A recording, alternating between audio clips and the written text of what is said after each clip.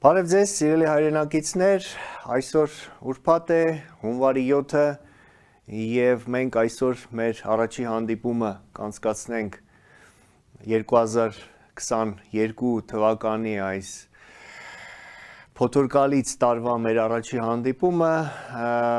նախ ասեմ, որ ես միշտ իմ նախորդ ելույթներում շեշտել եմ մի քանի միտք, ասել եմ, որ Խորհրդային Միությունը երբեք դեռևս փաստացի դե ֆակտո չի փլուզվել 1991 թվականին, այն փլուզվել է միայն թղթի վրա, իրական ինքնիշխանություն ստացել են միայն մերձբալթյան երկրները, իսկ մնացած բոլոր երկրները ցավոք սրտի հայտնվել են կրկին ռուսական սապոգի, Ռուսաստանի, Պուտինյան Ռուսաստանի տիրապետության վերահսկողության տակ, և ԱՊՀ, ԵԱՏՄ, ՀԱՊ կոչված կառույցները դրանք Խորհրդային Միության անվանափոխված ձևն էին, ռեբրենդինգը, ռեստարտը և այլն։ Ես ասել եմ նաև, որ Խորհրդային Միությունը փլուզվելու է մոտ ապագայում և փլուզվելու է այս անգամ փաստացի, դե ֆակտո և վերջնականապես։ Ես ասել եմ նաև, որ մեզ սպասում են փոթորկալից զարգացումներ եկող ամիսների ընթացքում և այդ զարգացումները վերաբերվելու են ոչ միայն Հայաստանին և Հարավային Կովկասին, այլև ամբողջ հետխորհրդային տարածքին Ռուսաստանից սկսյալ։ Այս կարծում եմ ընդամենը 7 օր է անցել այս տարվա ընթացքում և մենք արդեն կարող ենք ասել, որ բոլոր այդ պնդումները իրավացի էին և այն, ինչ բոլորովին անսպասելիորեն տեղի ունեցավ Ղազախստանում, հաստատում է իմ վերոնշյալ բոլոր այդ պնդումները։ Սիրելի հայրենակիցներ, Խորհրդային Միության դե ֆակտո վերջնական փլուզումը սկսվեց։ Չեկիստական համակարգի, ռուսական չեկիստական համակարգի և իր հետխորհրդային տարածքի բոլոր երկրներում իր խամաճիկների փլուզումը սկսվեց։ Ինչու է դա տեղի ունենում և ինչու հենց հիմա։ Կարծում եմ բոլորս արդեն հասկացել ենք, որ Խորհրդային Միության այսպես կոչված փլուզումից հետո, 1991 թվականից հետո, նախկին Խորհրդային Միության հանրապետություններում, բոլոր հանրապետություններում անխտիր, բացառությամբ միայն մերձբալթյան երկրների, որտեղ որ կարողացան շատ արագ լյուստրացիա կատարել, լյուստրացիա, որի մասին մենք հիմա խոսում ենք և որը անխուսափելիորեն պիտի կատարվի Հայաստանում, եթե ուզում ենք իրական փոփոխություններ, մերձբալթյան երկրները լյուստրացիա, դեբոլշևիզացիա, դեկոմունիզացիա, դեսովետիզացիա կատարեցին դեռևս 90-ականներին, հրաժարվեցին հետխորհրդային սիմվոլիկայից, ժառանգությունից, գործակալներից, պաշտոնյաներից, կոմունիստական այդ պաշտոնյաներից և ստեղծեցին իրենց ազգային էլիտան։ Էլիտա, որը հիմք հանդիսացավ հետագայում այդ երկրների ինքնիշխանության, նոր համակարգի, ժողովրդավարական համակարգի ձևավորման և այդ համակարգի անխափան աշխատանքի և վերարտադրման։ Այն, ինչ մենք դեռևս պիտի անենք և նրանց օրինակը մեր համար շատ հիանալի և ուսանելի օրինակ պիտի ծառայի։ Մնացած բոլոր երկրներում խորհրդային էլիտան, պարտիական, կուսակցական, կագբեական, չեկիստական այդ համակարգը և էլիտան պահպանվեց, պարզապես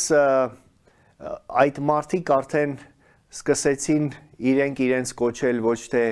Կենտկոմի առաջի քարտուղար, այլ նախագահ կամ վարչապետ,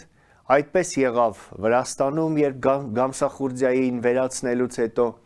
հաստատվեց Շևարդնաձեի իշխանությունը, այդպես եղավ Ադրբեջանում, երբ հաստատվեց Ալիևի մենիշխանությունը, խորհրդային պաշտոնյա Ալիևի պոլիտբյուրոյի անդամ եւ այլն։ Այդպես եղավ Նազարբայևի դեպքում Ղազախստանում, այդպես եղավ Թուրքմենիայում, Կիրգիզիայում, Ուզբեկստանում, Թաջիկստանում, այդպես եղավ Ուկրաինայում, այդպես եղավ Բելարուսում անշուշտ Լուկաշենկոյի պարագայում եւ այդպես եղավ Հայաստանում։ Եվ թեև Հայաստանում Լևոն Տեր-Պետրոսյանը չէր պատկանում կոմունիստական էլիտային, սակայն նա ծպտյալ գործակալ լինելով հավատարիմ մնաց Կրեմլին եւ կամաց իշխանությունը փոխանցելով Քոչարյանին, Քոչարյանը Սերժ Սարգսյանին, Սերժ Սարգսյանը այլևս Սերժ Սարգսյանը արդեն գրված սցենարով, այսպես կոչված հեղափոխության գրված սցենարով Նիկոլ Փաշինյանին, նրանք բոլորը կատարում էին գաղութային ադմինիստրացիայի դերակատարում։ Արդյունքում այդ մարդիկ, ովքեր որ խորհրդային միության իրենց պաշտոնավարության օրոք ժառանգել էին ադմինիստրատիվ ռեսուրս, լծակներ, ազդեցություն, կապեր եւ անշուշտ գումար ունեին շատ լավ ստարտային վիճակ, որպեսզի տիրանան երկրի հարստությանը, գործարաններին, դա տեղի ունեցավ 90-ականներին, երբ կատարվեց սեփականաշնորհում,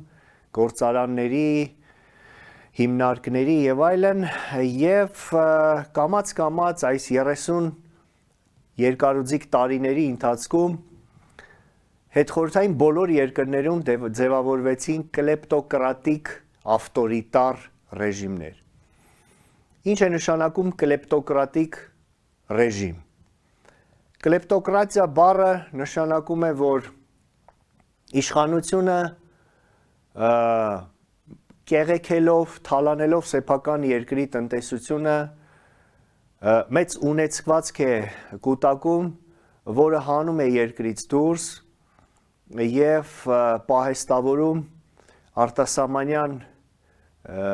բանկերում հաշիվների տեսքով, ակտիվների տեսքով, ձեռք է բերում արտասահմանում դղյակներ, անշարժ եւ այլն։ Եվ կամաց մենք դրա ականատեսը եղանք։ Դե իսկ ինչ է նշանակում ավտորիտար ռեժիմ, մենք բոլորս հասկանում ենք, դա դիկտատորական, մենաշնորհական, բռնատիրական ռեժիմ է, որը որ վերահսկում է ուժային կառույցները, վերահսկում է իշխանության մնացած բոլոր թևերը եւ թեև թղթի վրա նրանք ձևանում էին, թե իբր այդ երկրներում գոյություն ունի այսպես կոչված ժողովրդավարական համակարգ, տեղի են ունենում ընտրություններ, կան իշխանության տարբեր թևեր, օրենսդիր, գործադիր, դատական իշխանություն իբր անկախ, անաչառ եւ ԶԼՄ-ներ իբր անկախ եւ անաչառ գործող, սակայն կամաց ժողովուրդը հասկացավ, որ դա ամենևին այդպես չէ եւ այդ իշխանության մնացած բոլոր թևերը վերահսկվում են տվյալ բռնակալի կողմից։ Այս բնորոշումը տիպիկ էր եւ կարող էին կիրառել բոլոր երկրների հետխորհրդային տարածքի բոլոր երկրների հանդեպ, կրկնեմ բացառությամբ մեծբալտյան երկրների։ Եվ 30 տարիների այս կլեպտոկրատիաների սնկի պես բազմանալու, զարգանալու արմատներ, խորը արմատներ գցելու հետևանքով իսկ այդ կլեպտոկրատիկ ռեժիմները վերահսկվում էին մեկ կենտրոնից, Կրեմլից, պուտինյան չեկիստական համակարգի կողմից, դրանք դարձան նաև գաղութային ադմինիստրացիաներ, որովհետև իրենց իշխանությունը պահելու համար, այլևս խզելով իրենց կապերը սեփական ժողովուրդների հետ եւ դադարելով լինել կամ երբևիցե չէին էլ եղել ժողովրդավարական համակարգեր, նրանք ստիպված էին ապավինել բիրտ ուժին եւ ցարի Պուտինյան ռեժիմի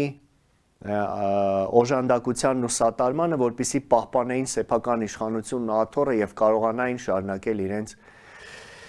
իշխանավորումը։ Եվ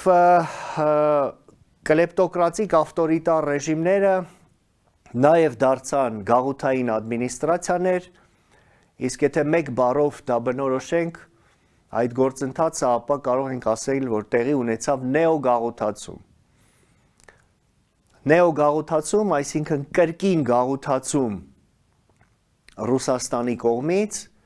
մետրոպոլիայի կողմից, կրկին, որովհետև 91 թվականին իբր նրանք ինչ որ մի պահ, շատ կարճ ժամանակահատվածում անկախացան, հռչակեցին սեփական անկախությունը, եւ այդ շատ արագ տեղի ունեցավ կլեպտոկրատիկ ավտորիտար ռեժիմների ձևավորում, որոնք վերածվեցին գաղութային ադմինիստրացիա եւ տեղի ունեցավ նեոգաղութացում։ Եվ ահա, երբ ազգային ժողովրդավարական բևեռը խոսում է, որ մենք հիմա գաղութ ենք, կիսագաղութ ենք, նեոգաղութացված երկիր ենք, մենք հենց սա նկատի ունենք։ Ես խնդրում եմ սա սթափ գիտակցել, հասկանալ, տարածել, բացատրել ձեր շրջապատում, ձեր բարեկամների, հարազատների, ընկերների շրջապատում, որովհետև այս գիտակցություն է, որ պիտի մեզ համար ուղենիշ հանդիսանա եւ հիմք հանդիսանա մեր հետագա բոլոր քայլերի համար։ Ես ինչի եմ այսքան մանրամասն սա ասում, որովհետև սա է, որ պիտի մենք նախ հասկանանք,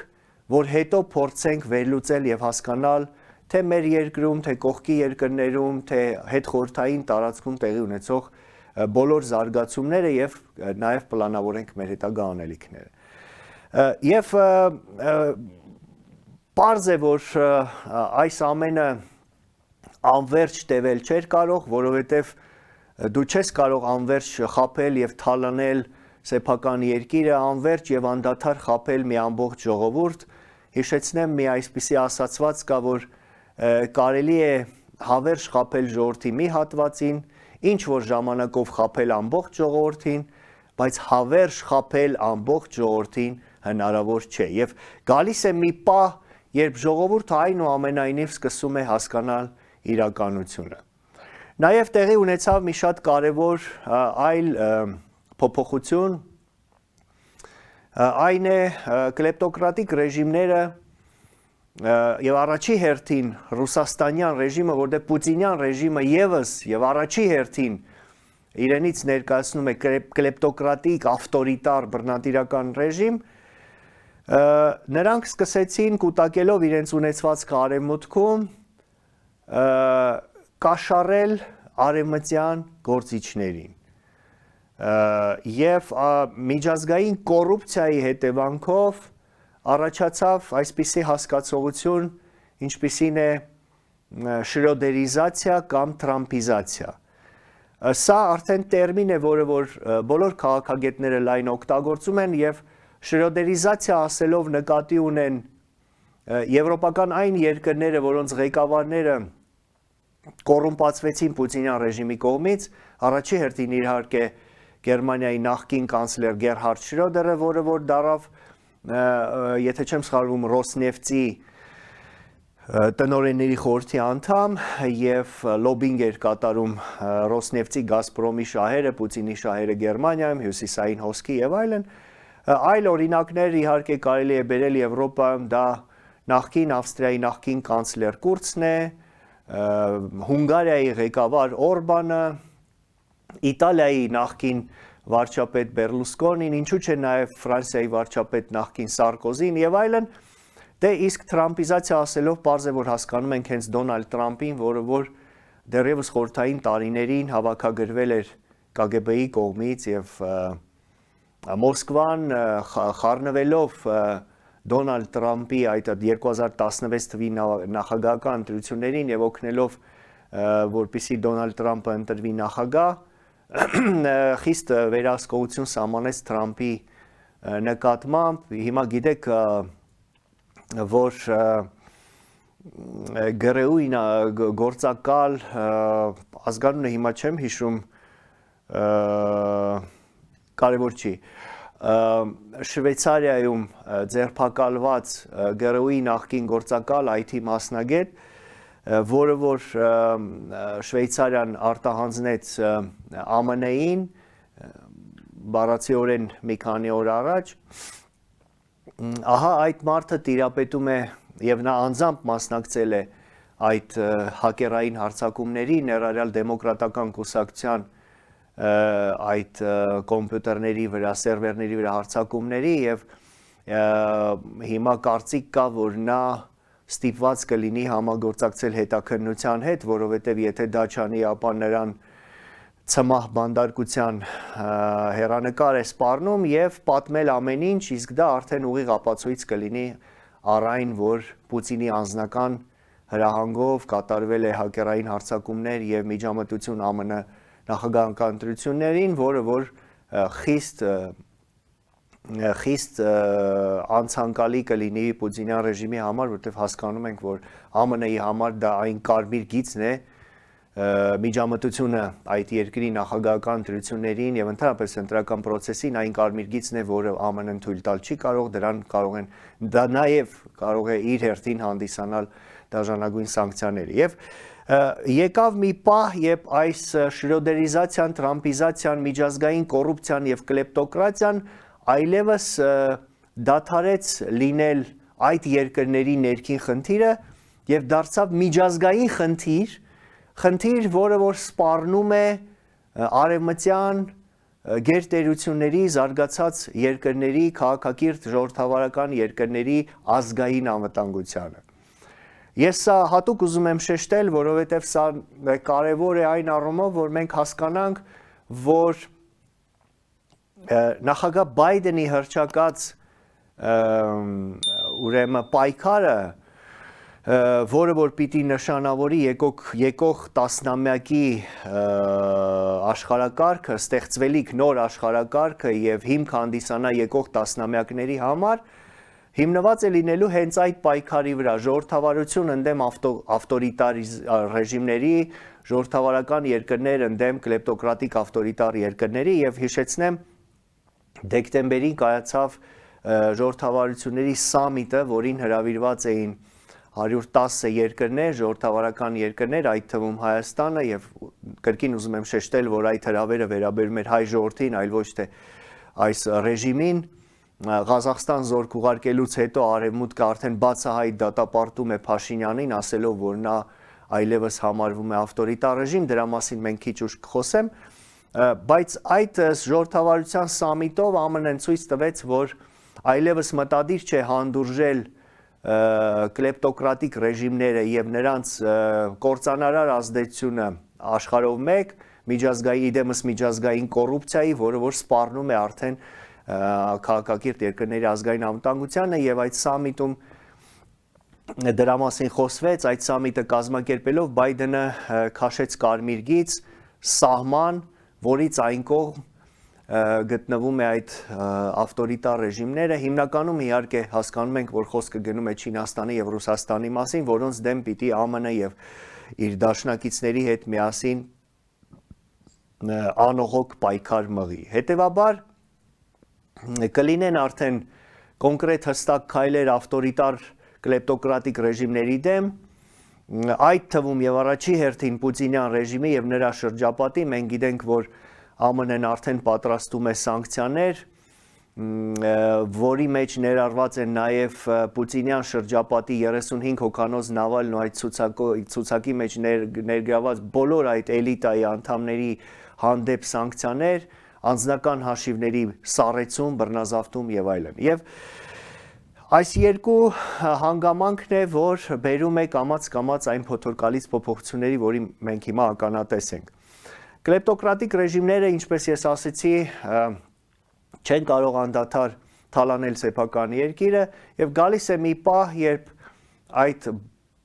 բողոքի, այդ պոտենցիալը աճում, կուտակվում է ժողովրդի մեջ եւ մի գեղեցիկ օր բռնկվում է։ Հենց դա տեղի ունեցավ Ղազախստանում եւ իմ հաղորդման այս մասում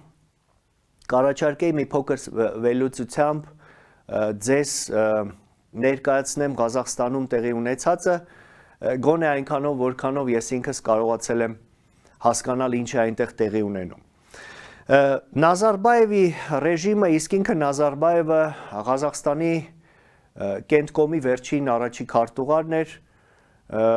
մարդ, որը որ կոմունիստական տարիներին կուտակել էր մեծ ունեցված կապեր եւ այդ իր ստարտային վիճակը օգտագործեց, որպեսզի այս 30 տարիների ընթացքում իսկ Ղազախստանը գիտենք շատ հարուստ երկիր է, նավթային, գազային մեծ պաշարներ ունեցող երկիր է եւ ոչ միայն Ղազախստանը արտադրում է ուրան մեծ պաշարներով, այլ հարստությունների է տիրապետում եւ կամաց Նազարբայևը ձևավորեց մի ամբողջ կլան իր մարդկանց տեղավորելով ուժային կառույցներում Ղազախստանի նավթային գազային բոլոր հիմնարկերները եւ ձեռնարկությունները թեև համագործակցում էին արևմտյան ExxonMobil եւ Chevron հայտնի ձեռնարկությունների հետ, բայց վերահսկվում էին պետական էին եւ վերահսկվում էին Ղազախստանի այդ ղեկավարի Նազարբայևի կլանի կողմից, իսկ ժողովուրդը աղքատանում էր եւ սոցիալական վիճակը գնալով լարվում էր։ Եվ ահա մի գեղեցիկ օր նոր տարուց հետո տեղի ունեցավ գազի գնի թանկացում եւ դա անմիջական պատճառ հանդիսացավ այդ բողոքի ակցիաների։ Դա այսպես լուցկու, վառած լուցկու պես պատճառ հանդիսացավ, որ բռնկվի մի ամբողջ կրակ, բոց, բայց ինչպես ասում են, ինչքան էլ լուցկին մոտեցնես ջրին եւ փորձես վառել ջուրը չի վառվի, հետեւաբար պիտի լինի դժգոհության կուտակում հանրության մեջ, որպեսզի մի փոքր կայծ կարողանա բոցի պատճառ եւ առիթ հանդիսանալ, իսկ դա եղավ Ղազախստանի դեպքում գազի գների պատճառով, բայց կրկնեմ կար կուտակված դժգոհության մեծ պաշար։ Եվ սկսվեցին սպոնտան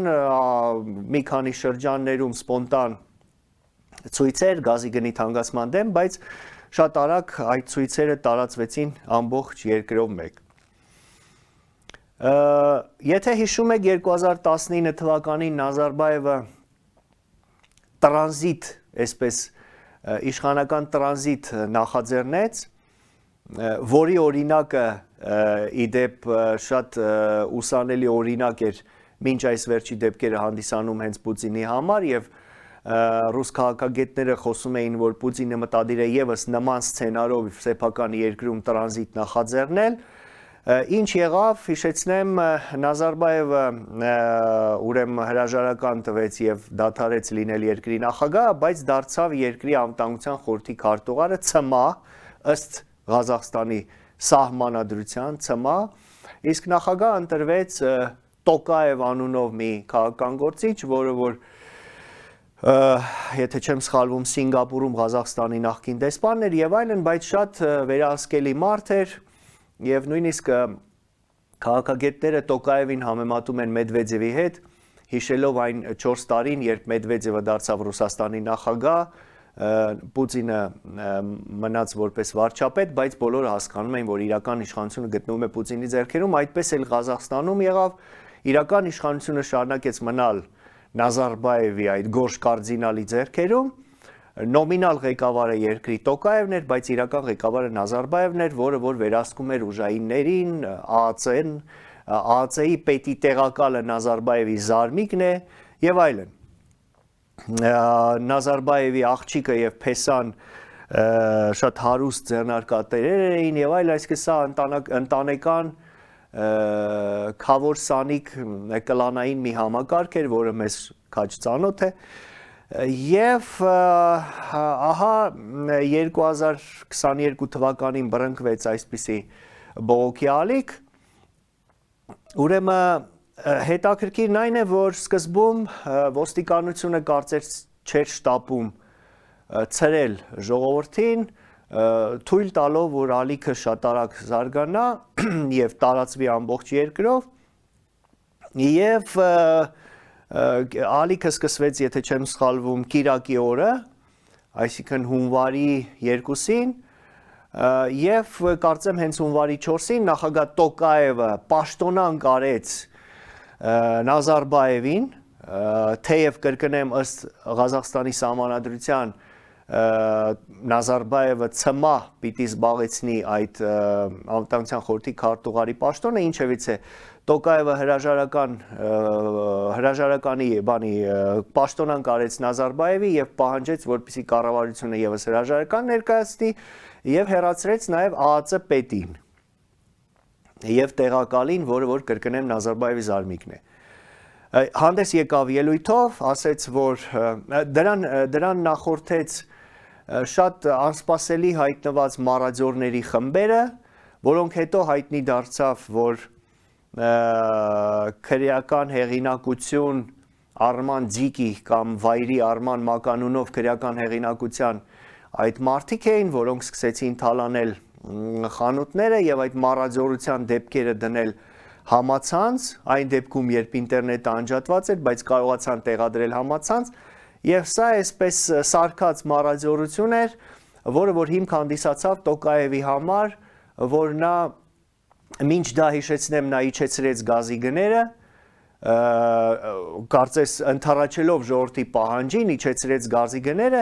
եւ այստեղ հույս կար, որ Տոկաևը հույս ուներ, որ նա իջեցնելով գազի գները եւ հանելով Նազարբայևին եւ ուղարկելով կառավարությունը պաշտոնանկ անելով կառավարությունը կկարողանա հանգստացնել ժողովրդին, եղան մարդիկ, ովքեր կոչ արեցին դադարեցնել ցույցերը, դրանք Տոկաևի վերահսկողության տակ գտնվող բողոքականներն էին, այսինքն ժողովրդի այն հատվածը, որը սատարում էր Տոկաևին, բայց շատ կարճ ժամանակում Տոկաևը հասկացավ, որ ցույցերը չեն հանգստանում, ավելին ուժայինների մի մասը սկսեց անցնել ժողովրդի կողմը, իսկ կասկած կա, որ այդ մասը վերահսկվում է Նազարբայևի կողմից, որը արդեն սկսեց պայքարել Տոկաևի դեմ, սկսվեց այսպիսի կլանային պայքար եւ Տոկաևը հայտարարությամբ հանդես եկավ, որ կլինի այլևս կոշտ վերաբերմունք, դրան նախորդեց այդ մարաձորության դեպքերը եւ խաղաղ ցույցերը,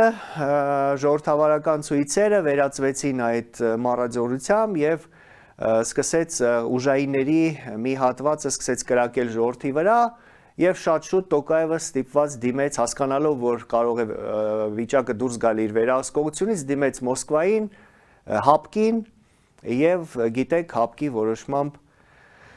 զորք մտցվեց Ղազախստան։ Այսօր սպասվում է, որ Տոկաևը պիտի ելույթ ունենա Ղազախստանի հեռուստատեսությամբ եւ ասի, որ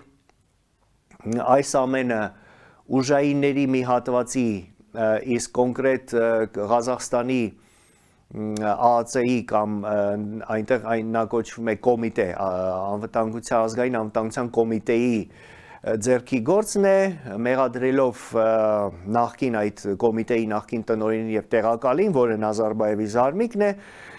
հետեւաբար Տոկաևը մտադիր է ելույթում ասել, որ սա հեղափոխություն է վերևից, սա այսպես սարքած հեղափոխություն է, մեղադրելով Նազարբայևին եւ իր կլանին եւ փորձելով շարունակել պայքարը եւ արդեն վերջնականապես վերացնել Նազարբայևի կլանը Ղազախստանում, օգտվելով եւ հենվելով Պուտինի օժանդակության, Լուկաշենկոյի ՀԱՊԿ-ի օժանդակության վրա,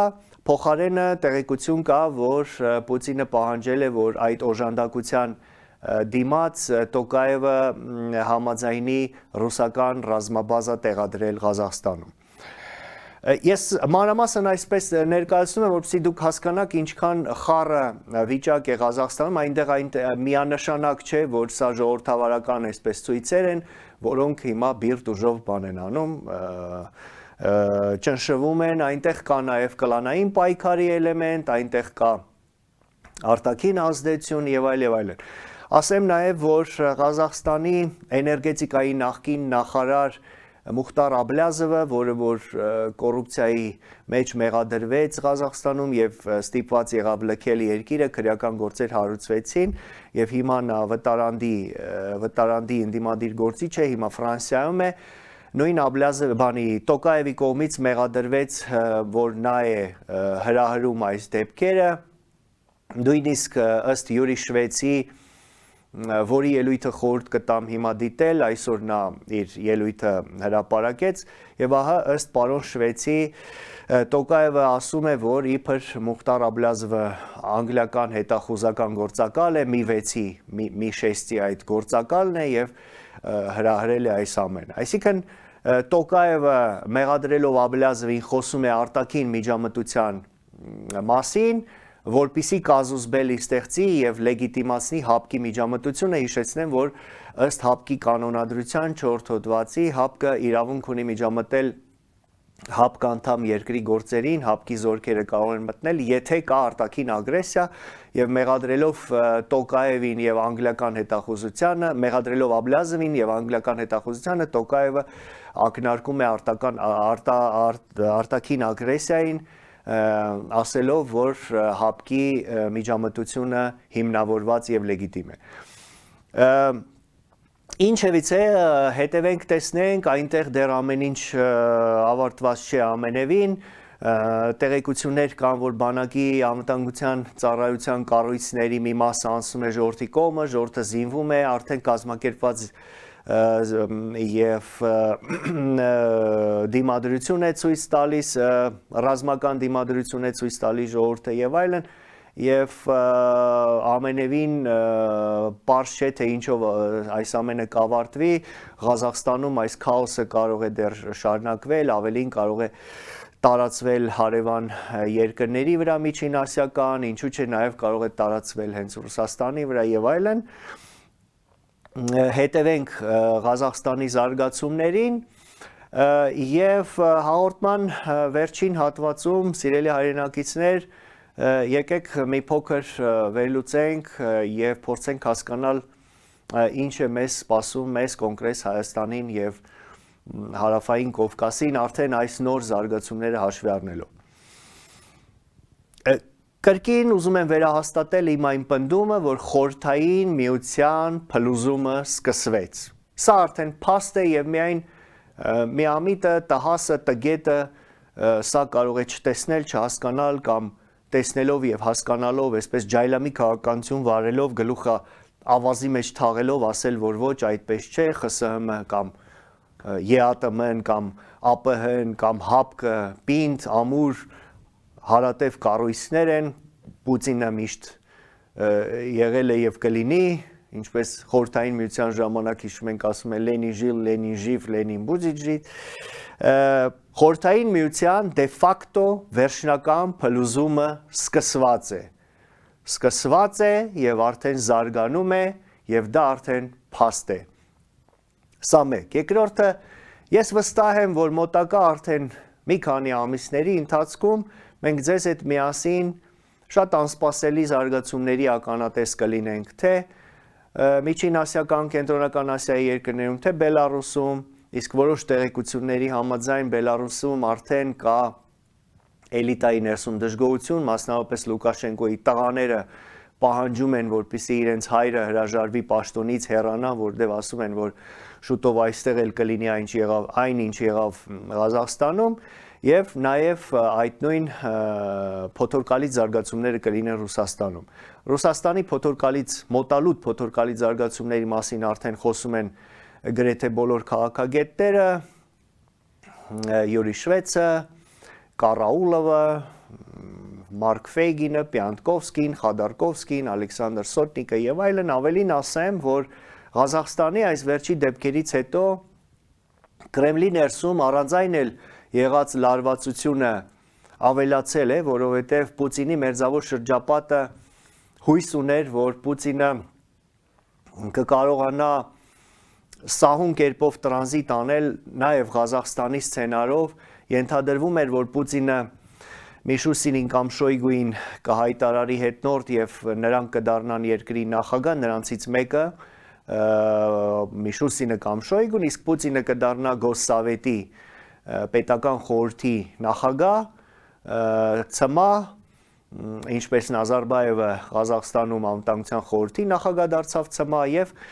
ստվերային երկրի ղեկավար մնալով կապահովի հետ Պուտինյան Ռուսաստանի, բայց Պուտինյան համակարգի գոյությունն ու կայունությունը։ Եվ ահա հիմա Պուտինի մերձավոր շրջապատում անհանգստությունը ավելացել է եւ ուժայինները, մասնավորապես Պատրուշևը, Բորտնիկովը, Սեչինը եւ այլն, նրանք օլիգարխները նկատի ունեմ, ասում են, որ այդ սցենարով տրանզիտը ամենևին ապահով չէ, ինչպես որ ապահով չեղավ Ղազախստանում, եւ Պուտինը պիտի ստիպված լինի մնալ իր պաշտոնին ցմահ եւ իրավունք չունի այսպես հեռանալ, որովհետեւ համակարգը պարզապես կփլուզվի, բայց դա էլ է խնդիր, որովհետեւ գիտենք կա օր-օրի աճող, ժամ առ ժամ աճող դիմակայություն արևմուտքի հետ, մենք գիտենք, որ արդեն մի քանի օրից հունվարի 10-ին, 12-ին, 13-ին սպասվում են շատ կարևոր բանակցություններ, հունվարի 10-ին ԱՄՆ-ի հետ Ռուսաստան ԱՄՆ, 12-ին Ռուսաստան ՆԱՏՕ եւ 13-ին Ռուսաստան ԵԱՀԿ բանակցություններ, որոնց ժամանակ պիտի քննարկվի Ռուսաստանի կողմից ներկայացված վերջնագիրը, որի մասին մենք խոսել ենք, հիմա չեմ ուզում կրկնվել, որը վերաբերում է Ուկրաինային, ՆԱՏՕ-ին եւ պահանջում է հեռացնել ՆԱՏՕ-ի զորքերը Արևելյան Եվրոպայի նույնիսկ երկրներից, հրաժարվելով հետագա լայնացմանը, ՆԱՏՕ-ի նոր անդամներ ընդունել Ուկրաինայի, իդեմս Ուկրաինայի, Վրաստանի եւ բոլոր հետխորհրդային երկրների, այսինքն Յալթա 2 եւ այդ բանակցությունների ավարտից հետո կերևա թե արևմուտքը ինչ հետագա քայլեր կանի, հիշեցնեմ, որ զորքերի կուտակում կա Ուկրաինայի սահմաններում եւ ռազմական ներխուժման վտանգը ամենևին վերջացած չէ, Ուկրաինայով Ղազախստանով պայմանավորված,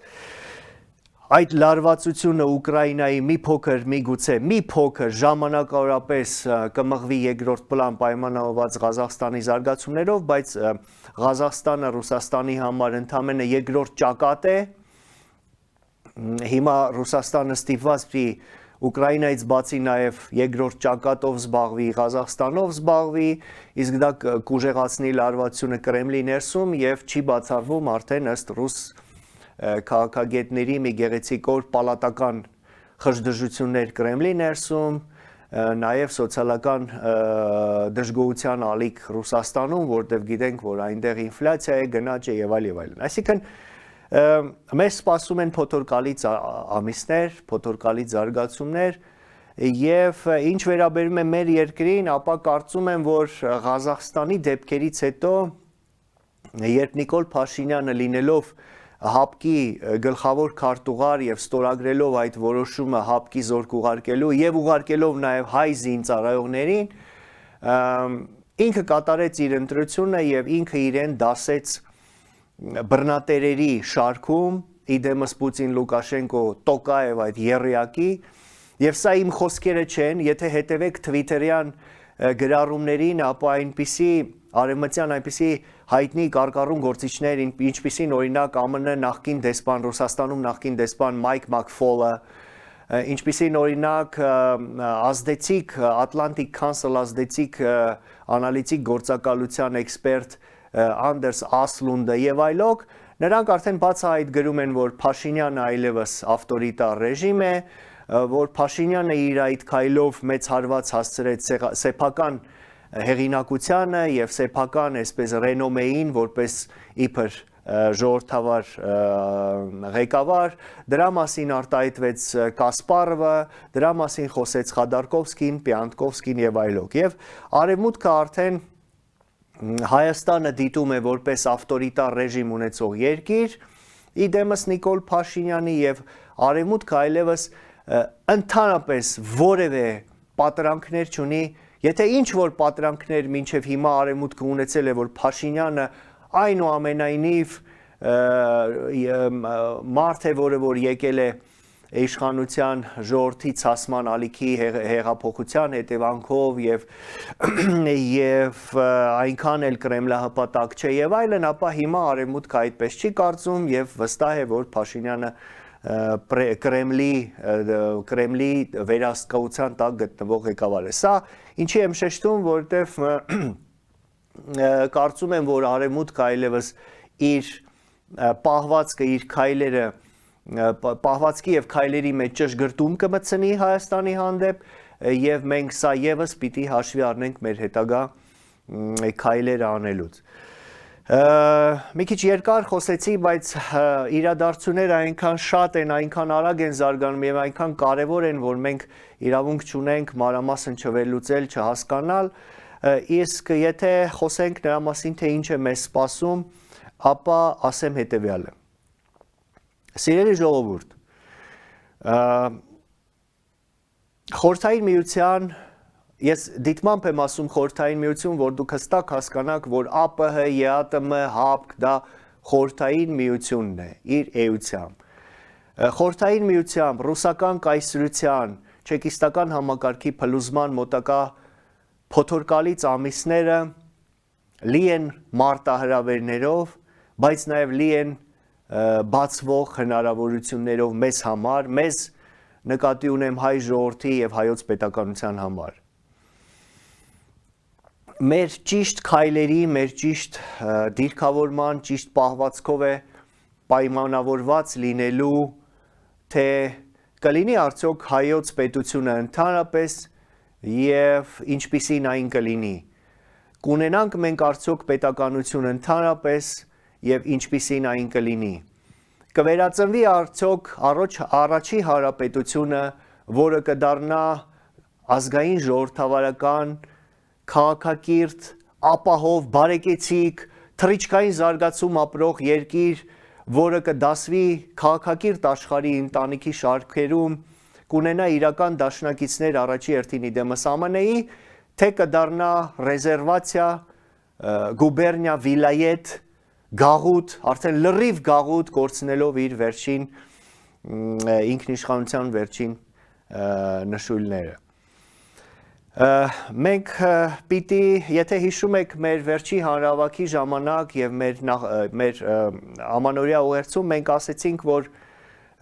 մենք ազգային ժողովրդավարական բևեռը հետևում է զարգացումներին, ու Շուշի հետևում է զարգացումներին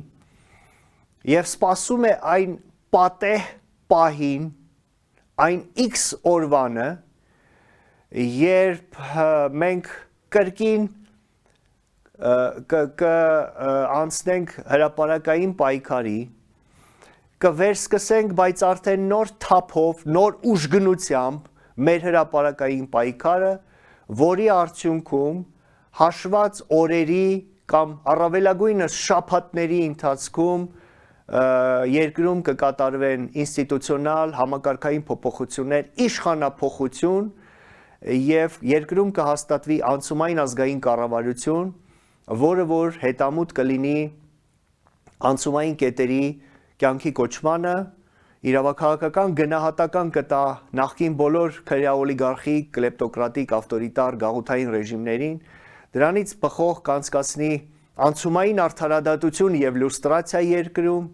կազատվի բոլոր գործակալներից, կմաքրի քաղաքական դաշտը, կընդունի նոր սահմանադրություն, այլ ոչ թե սահմանադրական փոփոխություններ, որի մասին խոսում են Նիկոլ Փաշինյանն ու Արմեն Սարգսյանը, եւ կանցկացնի հիրավի արդար թափանցիկ ազատ ընտրություններ, որոնց արդյունքում արդեն կընտրվի ազգային շահերը սպասարկող եւ ազգային քաղաքական մաքուր դաշտը ներկայացնող ազգային ժողով։ Մեզ համար շատ կարևոր է այս օրերին լինել ստապ զգոն։ Ես հիմա պիտի խնդրեմ ձեզ սիրելի հայրենակիցներ, իմ այս ելույթը տարածել հնարավորինս շատ եւ ձեր շրջապատում բացատրական աշխատանք տանել։ Ասեմ, որ Նիկոլ Փաշինյանի այս վերջին մի քանի քայլերի շնորհիվ նկատի ունեմ քաղաքապետի հանդեպ այս գզվրտոցը եւ հապկի զորքերը ուղարկելու այս հայ զորքերը ուղարկելու հապ զորքերի հետ մեկտեղ այս վերջին քայլերից հետո շատ ու շատ մարդիկ, ովքեր որ դեռևս հավատում էին Փաշինյանին եւ քվեարկել էին նրա օգտին, երես թեքեցին նրանից։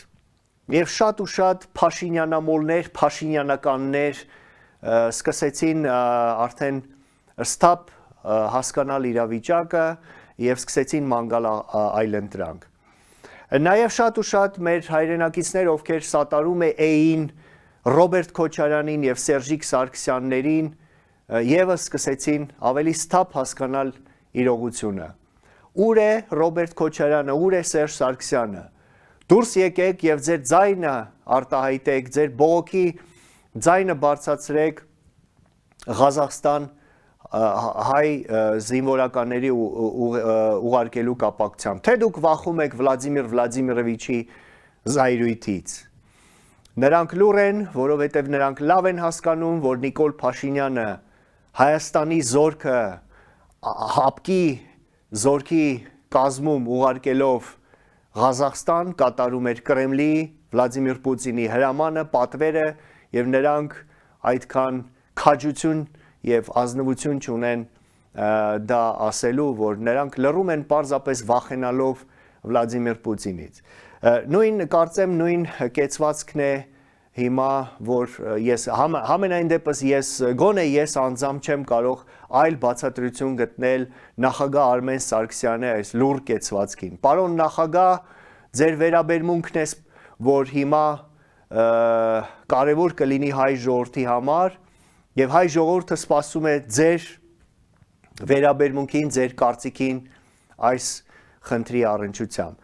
Հետևաբար, սիրելի հայրենակիցներ, ես վստահ եմ, որ հայ ժողովրդի մի զգալի հատված արդեն հասկանում է եւ սկսում է տարբերել թացը չորից, տարբերել իրականը կեղծից, տարբերել իրական գործիչներին, ազգային գործիչներին, տարբերել մարդկանց, որոնք պատրաստ են պայքարելու երկրի ապագայի ազգային շահերի համար եւ այն մարդկանց, որոնք ձևանում էին, որ ազգային են, հայրենասեր են, նվիրյալ են, ընդդիմություն են կամ ազգային իշխանություն են եւ այլն, բայց իրականում Կրեմլի խամաճիկներն են։ Հետևաբար մեր հայրենակիցների ավելի ու ավելի շատ մեծ զանգված կսկսի փնտրել այլընտրանք եւ կգա ազգային դաշտ։ Այս առումով այս բոլոր զարգացումները ինչպես ասում են, ունեն իրենց դրական կողմը, չկա չարիք առանց բարիքի եւ կարծում եմ, որ Փաշինյանի այս վերջի կոպիտ սխալները, որոնք ստիպված էին, որովհետեւ նա չէր կարող այլ կերպ իրեն պահել, որովհետեւ կատարում էր կրկնեմ Կրեմլի պահվածքը, կօգնեն մեզ մոբիլիզացնել ժողովրդին եւ ավելի հեշտ բացատրել ժողովրդին իրականությունը, հետեւաբար կօգնեն մեզ, որպեսզի գալիք եկող արդեն այս 2022 թվականին վագրի տարում,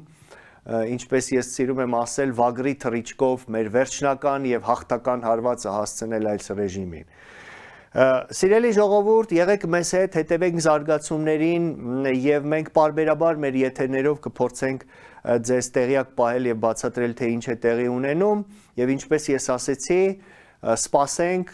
այն պատեհ պահին, երբ մենք կրկին դուրս կգանք Երևանի հրապարակները, կողողենք Երևանի հրապարակները եւ հայ ժողովուրդը զարմացնելով աշխարհը իր կամքը կպարտադրի եւ իր իշխանությունը կվերահաստատի։ Հաշված ամիսներ անց առաջին հանրապետությունը վերածնվելու է, ի գործ, եղեք մեզ հետ, շնորհակալություն, այսօր այսքանը, ցտեսություն։ Բաժանորդագրվեք ազգային ժողովրդավարական բևեռի YouTube-յան ալիքին։